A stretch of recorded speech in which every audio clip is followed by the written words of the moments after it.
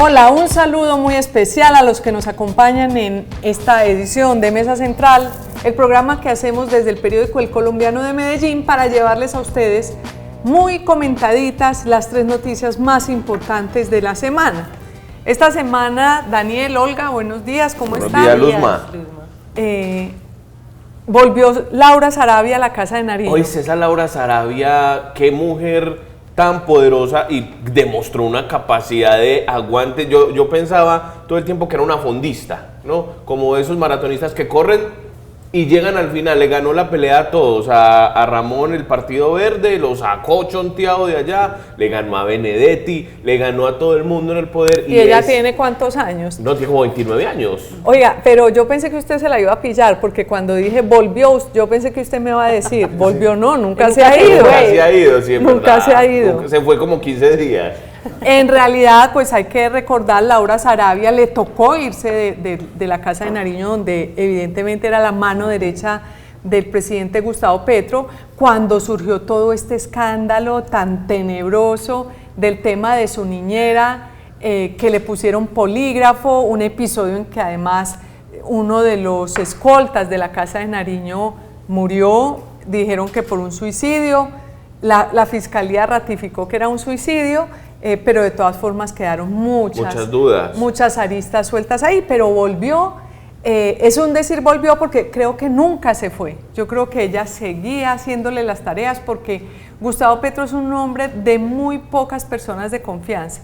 Y yo creo que la única, en ese aspecto muy personal, porque él puede tener cercanías de confianza con personas como Eduardo Noriega, como Carlos Ramón, el que estaba en el DAPRE, Carlos Ramón González, pero ya de la confianza de que la agenda, de que me hagan esto, de que me haga esto, era Laura Sarabia. Es ella, y pues nos han contado muchas veces que los ministros ni siquiera hablan con el presidente Gustavo Petro, sino que hablan es con Laura Sarabia. No, pero Laura Sarabia fue la que llamó a muchos ministros, a muchas personas a decirle, oiga, usted es el nuevo ministro. Y llama la atención que el presidente nombró a Laura Sarabia en el DPS, en Prosperidad Social, y ella estaba todo el tiempo al lado del presidente en los viajes internacionales. Entonces sí seguía un poco con claro, un poco, eso fue lo que pasó también, que como estuvo en Alemania en una cumbre de seguridad y apareció Laura Sarabia, la encargada de distribuir y de coordinar los subsidios en el país, que hacía en una cumbre de seguridad,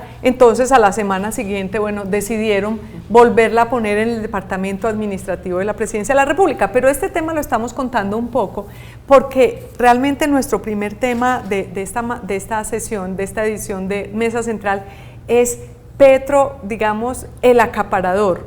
No sé si decimos el acaparador o el estatizador, porque esta semana que ocurrió, Olga, que vuelve a ratificar esta búsqueda de Gustavo Petro por cómo cambiar el modelo de Estado que tenemos, el modelo de Estado, de una sociedad de libre comercio, de mercado, a una sociedad mucho más estatizada, mucho más regularizada. María, sí, ve, desde que el presidente Gustavo Petro empezó en el poder, pues ha mostrado mucho su intención de que el gobierno y particularmente él puedan manejar asuntos que eran de dominio de otros ministros o del sector privado. Esta semana sorprendió un decreto que va a sacar el Ministerio de Hacienda que le permite al presidente manejar, aprobar las modificaciones, aprobar o no los pagos y las transferencias de las vigencias futuras. La semana pasada les contábamos la importancia de las vigencias futuras para la ejecución de contratos como los metros, el metro 80. Claro, y ahí el tema de que él pueda decidir tiene una consideración, y es que ya por contratos ya están definidas esas vigencias futuras. Es decir, no podría ser que un presidente un día llegue, tenga la potestad de decir, no, vamos a cambiar y no vamos a pagar ese contrato. Eso es lo que él quiere con este decreto. Y lo que es extraño, además de que no va a honrar, porque también el ministro de Hacienda ha dicho que puede no honrarse algunos de esos compromisos, es que esas eran tareas que estaban en personas a cargo de él, ¿cierto? De ministros, de jefes de departamento, y lo que tenemos hoy es que el presidente quiere firmarlas él mismo.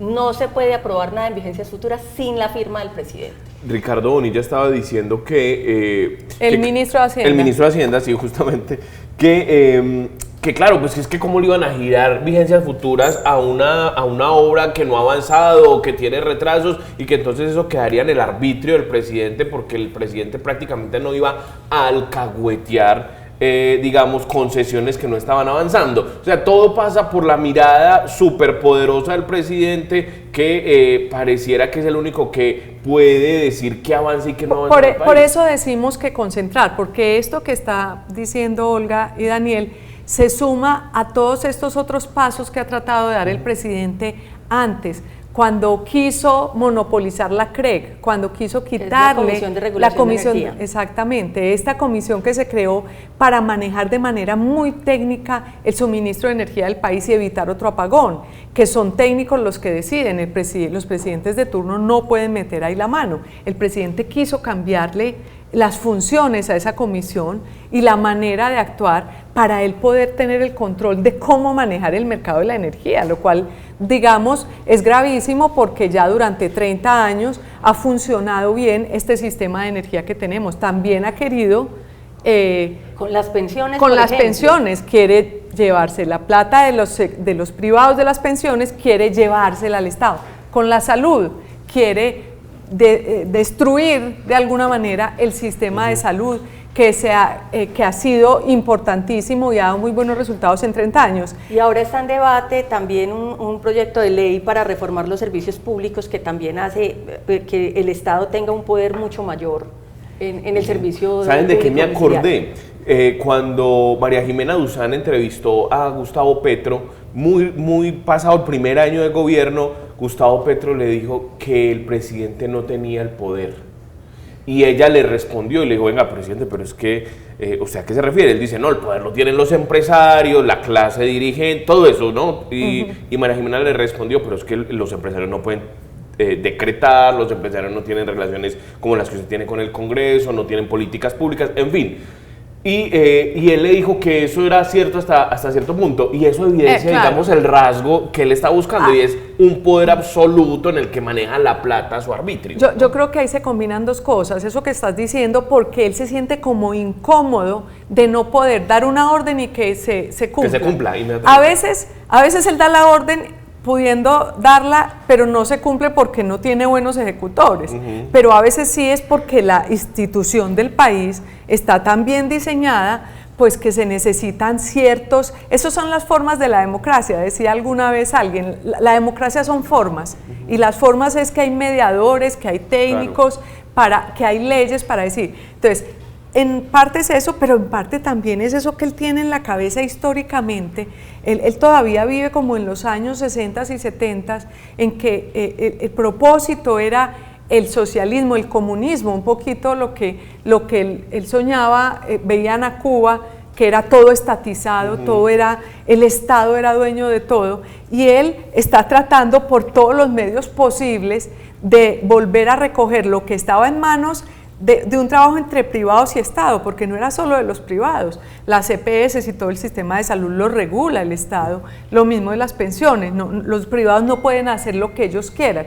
Entonces él quiere, de todas formas, desaparecer un poco a los privados de la administración de ciertos recursos. Y el presidente se ampara en que él fue elegido, pero él fue elegido para moverse en esa institucionalidad, que afortunadamente le ha frenado algunas de esas decisiones. Por ejemplo, le tumbó la decisión de tomarse la CREG, y es posible que ahora la Corte diga algo frente a esas vigencias futuras. Él, al ver esas camisas de fuerza que tiene el propio Estado para que esto no se desborde, empieza a sacar excusas como golpe blando. No me dejaron hacer, pero esas son las instituciones, y lo que dice Olga es muy cierto. Por lo menos tenemos una Corte Constitucional que haga respetar la carta política, el contrato social que tenemos entre todos. Por lo menos hay un Congreso que ojalá tenga en cuenta los progresos que ha habido en el país en materia de salud y en materia de pensiones, para que haga las reformas que se necesiten, pero no las que cambien radicalmente unas maneras de hacer las cosas que nos han funcionado.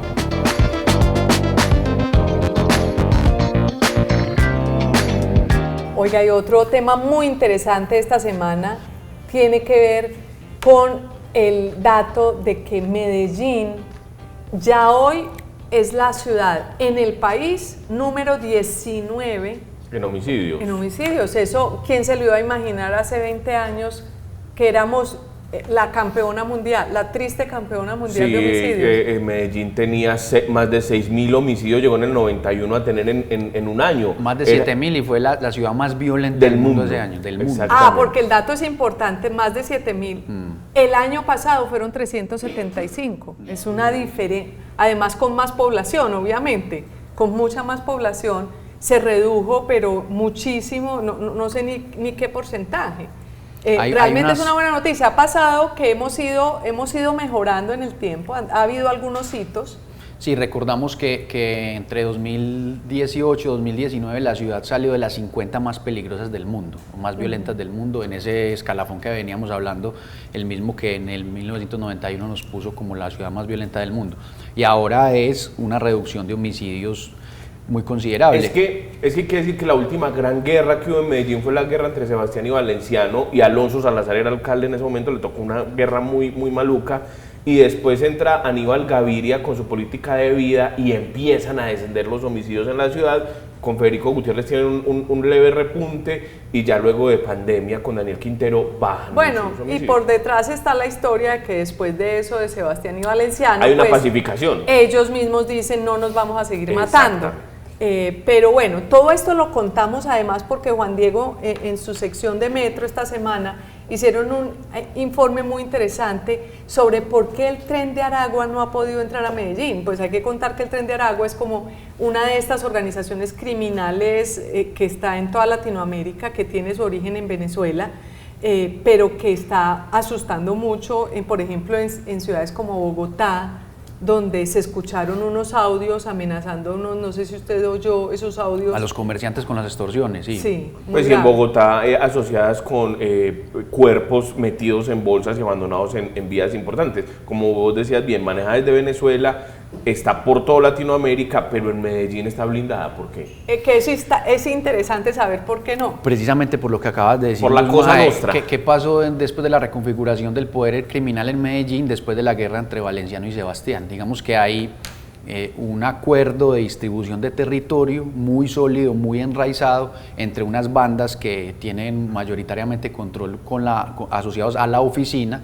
En el nororiente hay unas bandas con un control muy enraizado, Los Triana y San Pablo, en esa parte de Medellín, y en Itagüí con La Unión. Y también está la Sierra, que le rinde cuentas al Clan del Golfo. Pero entonces, digamos, en esa reconfiguración después de Valenciano y Sebastián, esa triada comparte todo el poder, y es una muralla tan grande y está tan enraizado el control que el Tren de Aragua ha querido entrar, ha entrado a poquitos. Sí ha querido entrar y no ha podido. Pues se habla en el bajo mundo de que estuvieron en unas negociaciones y por ahora no han podido entrar. Lo que se dice también en el bajo mundo, que es que el mundo ya en la superficie, es que son subsidiarios, ¿no? Que los ponen a hacer vueltas. Es verdad que sí hay representantes del Tren de Aragua en Medellín, pero no mandan y deberían estar sujetos a la autoridad. Es verdad, no. Lo que dicen es que no están. Sí. Lo que dicen es que no están. No es que no mandan. Tu teoría es que son subsidiarios. Alguna organización criminal los utiliza.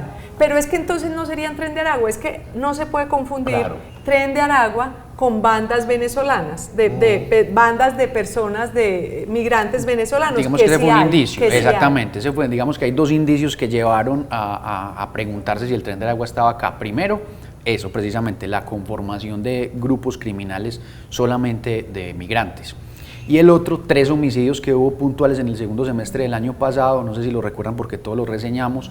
Primero, un ajusticiamiento en un hotel del centro de una persona que estaba huyendo de Perú y se supo que era orden del Tren de Aragua a venir a asesinarlo. ¿Y se vino a esconder acá? Se vino a esconder a un hotel del centro. El Tren de Aragua lo persiguió para matarlo. Correcto. El otro fue un homicidio en Tricentenario. También un ajuste de cuentas. Se apareció en un carro. En un carro. Y el otro fue a una salida de una discoteca acá en la 10 en el Poblado. Aquí no hace mucho. No hace mucho, eso fue el semestre segundo del año pasado.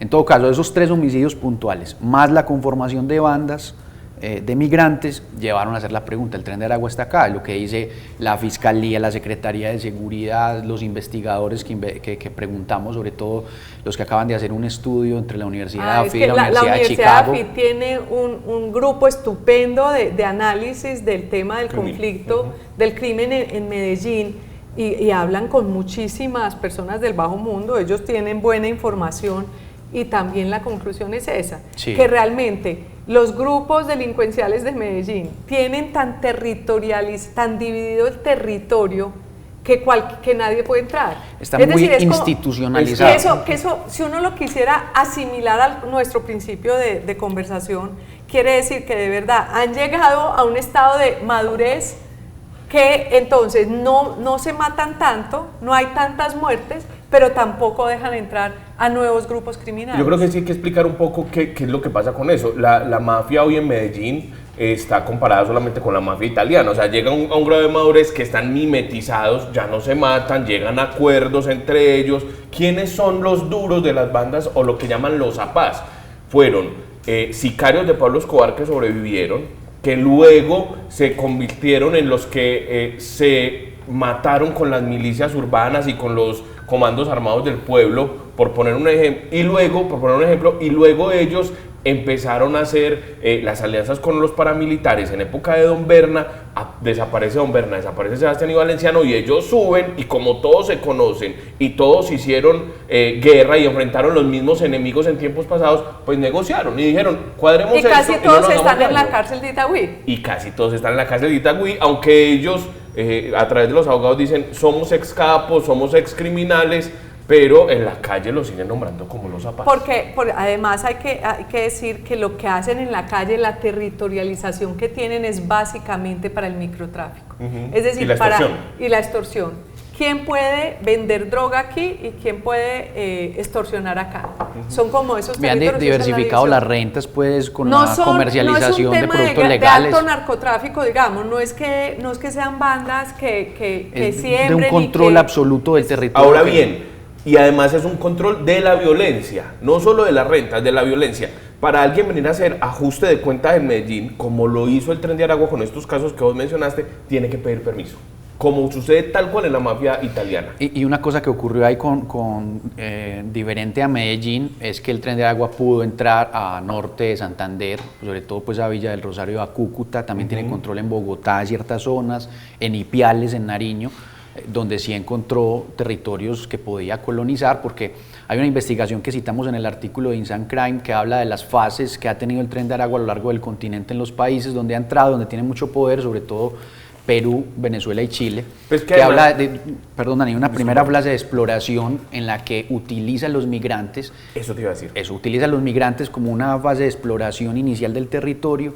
después sigue una fase de penetración en la que ya le disputa el control territorial a las bandas, y por último, ya esta última etapa solamente en Venezuela, Perú y Chile, como decíamos, ya es de consolidación en la que tiene lavado de activos, en la que controla los territorios y en la que sublima a las bandas que tenían el control territorial. En Medellín se ve que solamente están en la primera fase, que es de exploración, digamos, con una conformación inicial de bandas y con acercamientos como lo que vimos precisamente con el ajuste de cuentas del año pasado. No los van a dejar meter, y el otro tema es que finalmente muchos de los migrantes que vienen pasando por el tapón del Darién, que pasan por Medellín, son movidos por gente del Tren de Aragua.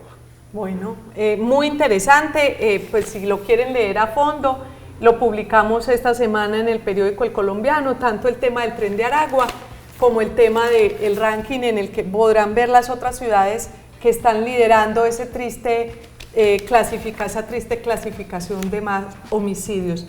Pues bueno, seguiremos al tanto de este tema que tiene tanto de bueno como de malo, tanto de bueno porque se mueren menos personas y hay menos violencia, pero tanto de malo porque ese control territorial de los grupos criminales pues no necesariamente es bueno para una sociedad.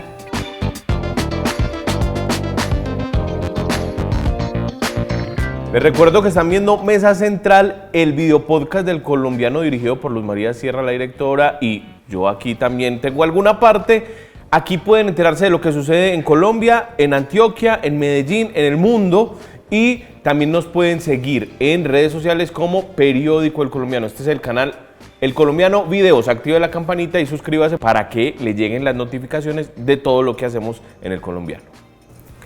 Dani, pasó algo muy interesante esta semana desde el punto de vista político. Estamos con Kláren Baloyes, nuestra editora digital, a quien le damos la bienvenida a este programa. Debuta en el programa, sí. No en el periódico, ya lleva más tiempo. De 2 años.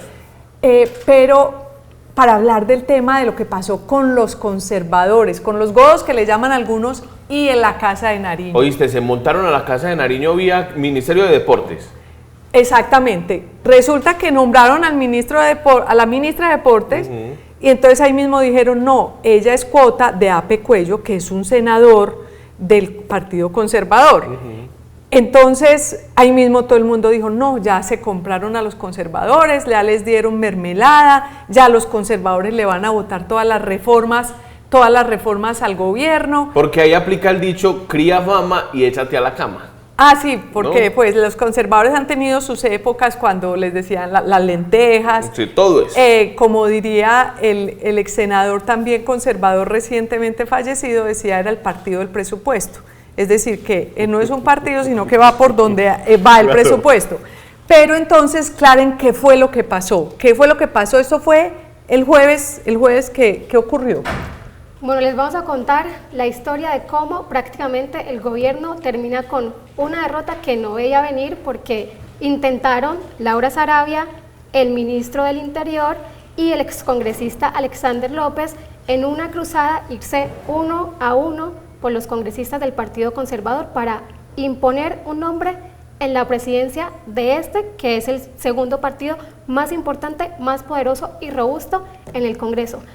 Pero esta jugada pues es no que funcionó. Fíjese, porque cuando usted dice Alexander López recientemente en diciembre perdió la curul, es del pacto histórico muy cercano al presidente y a la vicepresidenta, y él quiere trabajar en la Casa de Nariño, entonces no sería raro que ya esté trabajando en la Casa de Nariño.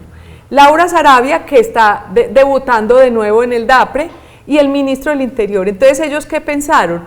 No, nos le metemos por el ladito aquí a Ape Cuello, le ponemos este ministro y vía Ape Cuello nos metemos en el partido, y como esa movida, como ese nombramiento del ministro hizo que Efraín Cepeda, que es el presidente del partido, renunciara, porque cuando él dice, porque como el partido no está con el gobierno, siente que es algo en contra de él, ese nombramiento, él renuncia.